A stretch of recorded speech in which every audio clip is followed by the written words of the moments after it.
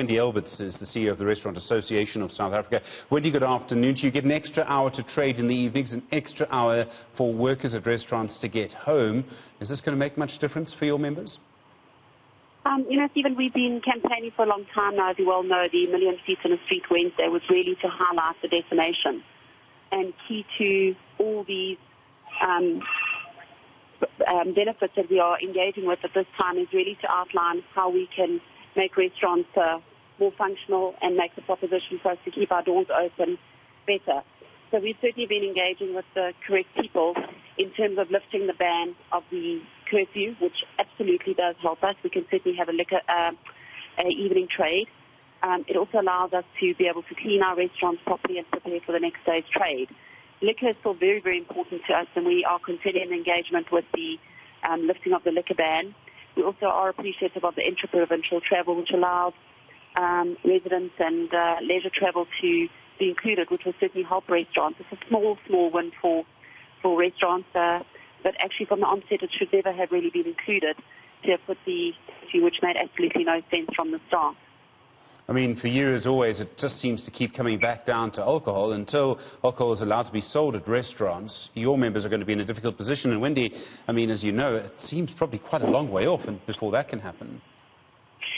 There was a statement put out today in the press that they can change their mind on the alcohol ban at any time. There are engagements taking place, there are conversations taking place, consultations taking place.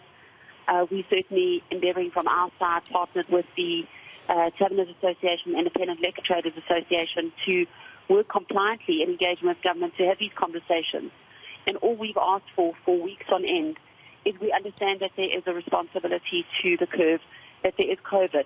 But simply turning off the lights on every part of our restaurants and our sector is not helpful to saving businesses and saving livelihoods. So we certainly do appreciate the fact that these lines of communication are now opening for us to be able to look at ways to safely bring people back into our businesses and lift the curfew, hopefully lift the liquor ban, and various other issues which we've highlighted are very, very difficult for our businesses. We've seen the insurance companies now certainly coming to the forefront. Hopefully we'll see the banks also lifting their lending criteria.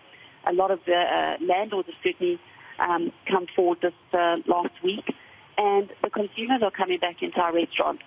So, as I think the days and weeks unfold and we become closer to spring and it gets warmer, I think people will certainly come out, and they are coming out, and I think that there will be some relief over the next couple of weeks for us. I mean, there are some areas where you might start to see people being able to move around because of that intra-provincial travel. I'm thinking of perhaps the wine route in the Western Cape. I'm thinking of certain areas, perhaps in Gauteng. People will actually be allowed to travel, spend the day sort of going to a restaurant and coming back if they're in the same province. Is that going to make a difference? Places, I think, high-density areas like Pretoria and Gauteng, we've already allowed that movement. So, places like the Western Cape and KZN, I think that there is certainly an opportunity to leverage, because you've got the South Coast, you've got the West Coast, and there is parts of Cape Town that does allow for a leisure weekend, as in KZN. I think it's a little bit more complicated in Gauteng, because you can't do the inter-provincial travel across to the northwest, which is a part of a big node of ours within the Hartbeespoort area, as you well know, Parades and those parts of the areas.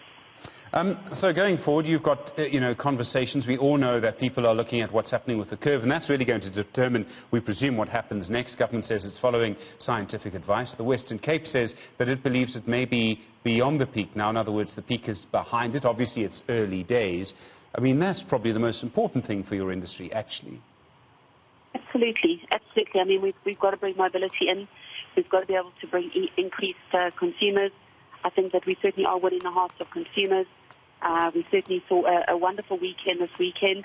We've got to get the targeting of the police under control. I think that is still an issue for us, that we are having conversations with the chief of police and working at which way for a checklist of critical issues that they really need to look at.